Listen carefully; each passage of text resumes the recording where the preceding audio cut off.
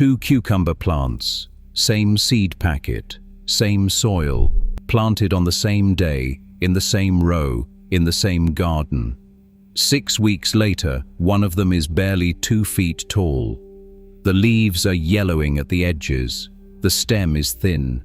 There are maybe 3 sad cucumbers hanging off it, and one of them is already rotting at the blossom end. The other plant, the one right next to it, is almost 6 feet tall. The leaves are dark, deep, jungle green.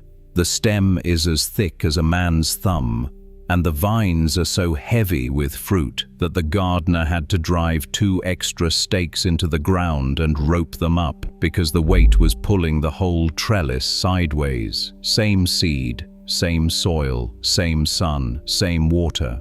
The only difference between those 2 plants is one liquid, brewed in a kitchen for under $1. In the time it takes to watch this video, by the time we are done, you will know exactly how to make it, exactly how to upgrade it into a complete fertilizer, and exactly why the chemical industry cannot put this on a shelf even if they wanted to. So stay with me, because this is the version most people on the internet are not showing you. Most gardening advice gets the order wrong. People obsess over leaves, over fruit, over color, over what they can see above the dirt. The plant does not work that way. The plant builds from the bottom up. Roots first, microbial relationships first, soil chemistry first. Everything you see above the ground is a downstream effect of what is happening underneath. If the biology underneath the soil is weak, no amount of expensive fertilizer poured on top will fix it. You are just feeding a broken engine more fuel. What we are about to make solves that at the root, literally. It does not feed the plant directly. It feeds the living organisms in the soil that feed the plant. And then it doubles down by releasing growth hormones, instant amino acids, and stress protection compounds directly into the root zone. The result is what you saw in those 2 cucumber plants. Not a small difference, a categorical difference. The kind of difference that makes neighbors stop and ask what you are doing. The hero of this recipe is a single-celled fungus called Saccharomyces cerevisiae. If that name sounds intimidating, relax, you already have it in your kitchen.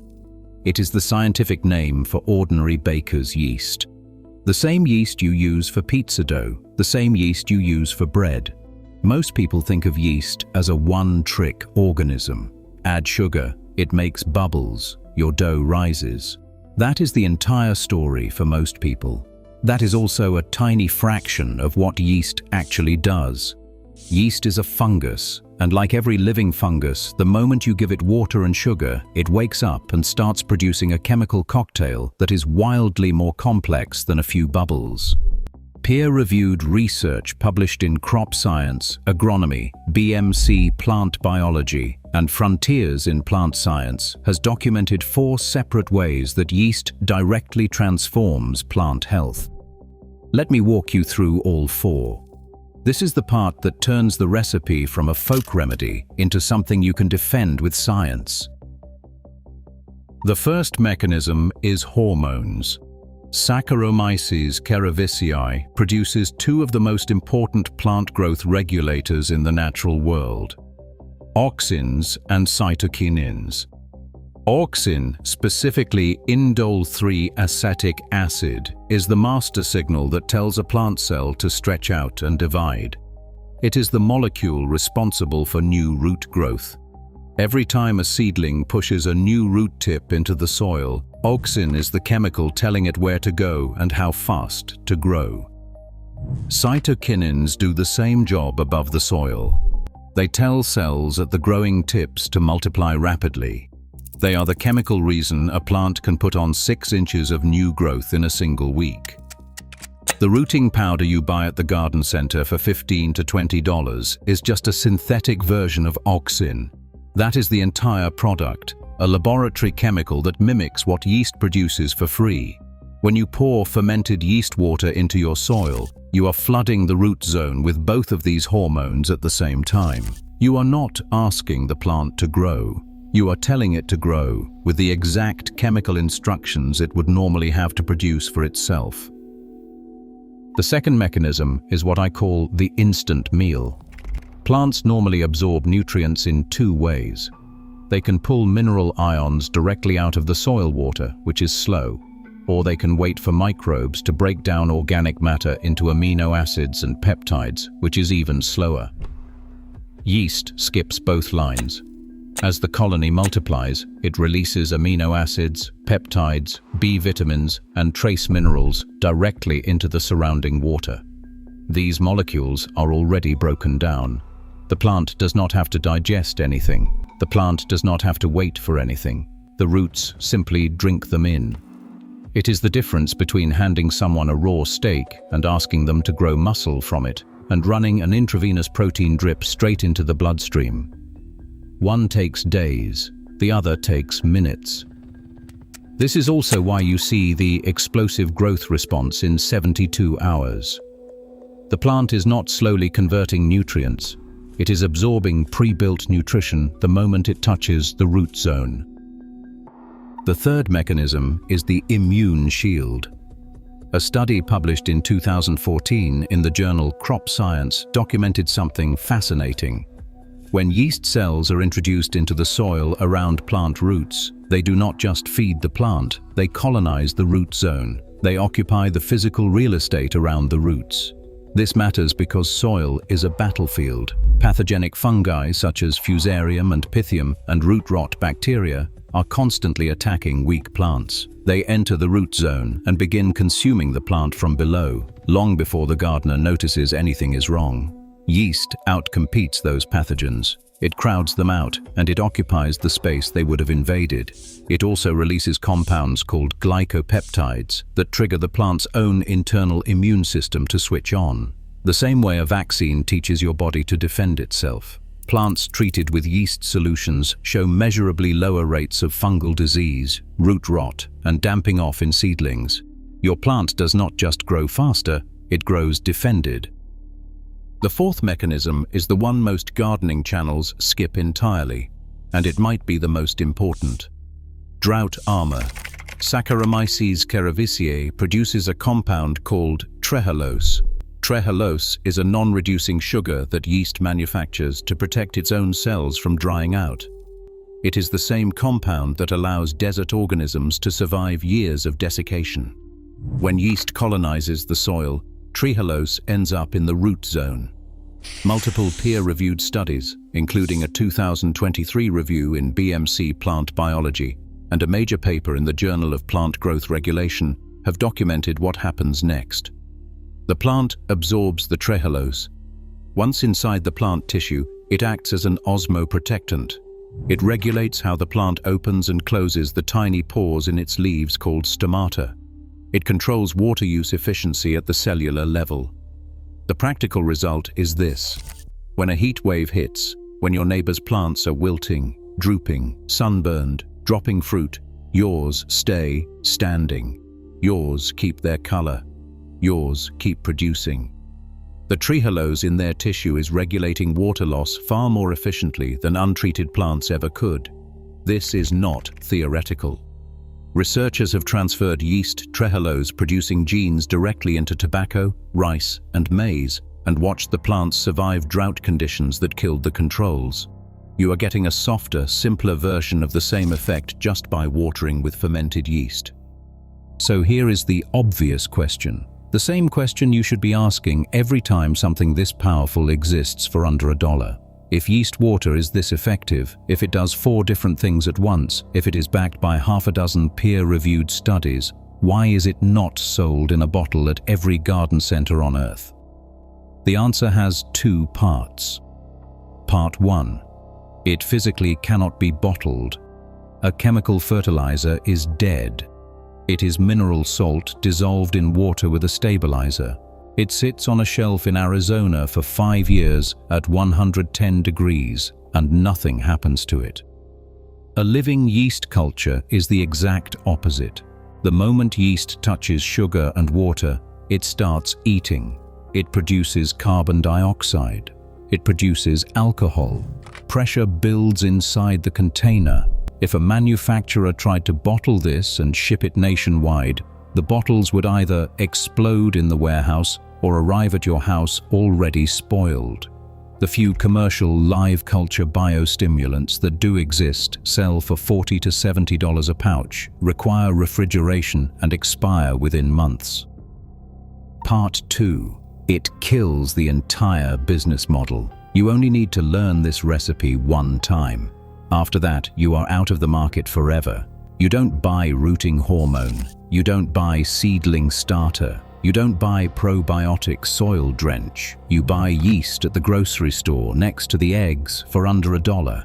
There is no patent. There is no profit margin. There is no subscription. There is no way for a corporation to insert themselves between you and the result. So we make it ourselves. Listen carefully now, because what I am about to give you is the longer fermentation master version. If you already know the quick 30-minute brew, this is the upgrade. More yeast development, more biology, more potency. 1 quart of warm water, not hot, not cold, around body temperature. If you stick a finger in and it feels neutral, you are right. If it feels hot, you will kill the yeast before it ever activates. If it feels cold, the yeast cells will stay dormant. 1 tablespoon of dry, active yeast. And here is a tip. Expired yeast often still works. Half-expired packets from the back of your pantry can still contain live spores. Do not throw them out. 2 tablespoons of granulated sugar. White, brown, or raw, it does not matter. Remember, the sugar is not for the plant. Plants have no use for raw sugar. The sugar is the fuel that wakes up the yeast colony and tells it to multiply. Combine all 3 ingredients in a glass jar. Stir until everything is fully dissolved. Now cover the jar, but do not seal it tight. The fermentation will produce gas. A sealed lid can pop or shatter. Use a loose lid, a paper towel secured with a rubber band, or a folded cloth held with string. The goal is to let the gas escape while keeping insects out and blocking ultraviolet light from damaging the active yeast. Place the jar somewhere dark and warm, a kitchen cabinet, a pantry, a garage that does not drop below 60 degrees. Now wait. For the master version, you are waiting between 2 to 12 hours. Not minutes, hours. The longer you wait within that window, the more the yeast colony multiplies. The more biology you build. The more hormones, amino acids, and trehalose accumulate in the liquid. You will see a thick, foamy beige cap form on the surface, exactly like the head on a freshly poured beer. That foam is the visible proof that the colony is alive and active. When you see that head, your concentrate is ready. Now the most important step, dilution. Do not pour this directly on your plants. It is far too concentrated. You will burn fine root hairs and shock the soil microbiome. Take your 1 quart of fermented concentrate and pour it into a standard 5-gallon bucket of plain water. Rainwater is best. Dechlorinated tap water is fine. That gives you a 1:20 dilution, the safe ratio for direct soil application. Stir well. The bucket is now your finished living biostimulant. Now here is where this video goes further than every other yeast water tutorial on the internet. The base recipe handles biology and root growth beautifully, but it is light on certain critical minerals: potassium for fruit development, magnesium for chlorophyll, and calcium for stem and cell wall strength. You can fix all 3 with items already in your kitchen and your fireplace. This turns the recipe from a growth booster into a complete biological superfeed. Additive number 1, wood ash. If you have a fireplace, a wood stove, or a fire pit, you probably have one of the best potassium sources on Earth sitting in a bucket somewhere. Wood ash is roughly 5 to 7% potassium by weight, plus calcium, magnesium, and trace elements. Add 1 tablespoon of clean wood ash to your 5-gallon bucket. Do not use charcoal, painted wood, or treated lumber. Potassium is the mineral responsible for big, heavy, sugar-rich fruit. This is what turns small tomatoes into giant tomatoes and small peppers into thick-walled monsters. Additive number 2. Epsom salt. Add 1 tablespoon of Epsom salt, magnesium sulfate, to the bucket. Magnesium sits at the center of every chlorophyll molecule. Without magnesium, leaves go pale yellow, even when the plant has plenty of nitrogen. With it, the leaves turn that deep, almost waxy, dark green that signals a plant operating at full photosynthetic capacity. Additive number 3. Eggshell powder. Take your dried eggshells, grind them as fine as you possibly can. A coffee grinder works perfectly. Add 1 tablespoon of the powder to the bucket. Eggshells are nearly pure calcium carbonate, and the fine grind gives the soil microbes the surface area they need to break it down quickly. Calcium builds strong stems, thick cell walls, and most importantly, it prevents blossom end rot in tomatoes, peppers, and squash. If you have ever lost a tomato to that ugly black bottom, this additive alone is worth the entire recipe. Stir all 3 into the bucket with the diluted yeast water. The yeast biology will actually help unlock and chelate these minerals, making them more available to plant roots than they would be from any commercial fertilizer. Now you have a 5-gallon bucket of living biology, growth hormones, drought protection, immune support, potassium, magnesium, calcium, and a full spectrum of amino acids and B vitamins. All of it brewed from kitchen scraps, all of it for under $1. Pour it at the base of your plants. Soak the soil thoroughly. Do not splash the leaves with this version. The minerals can leave residue. Apply it at 3 moments per season. First, at transplant to trigger a root explosion. Second, at the start of flowering to hold flowers and prevent drop.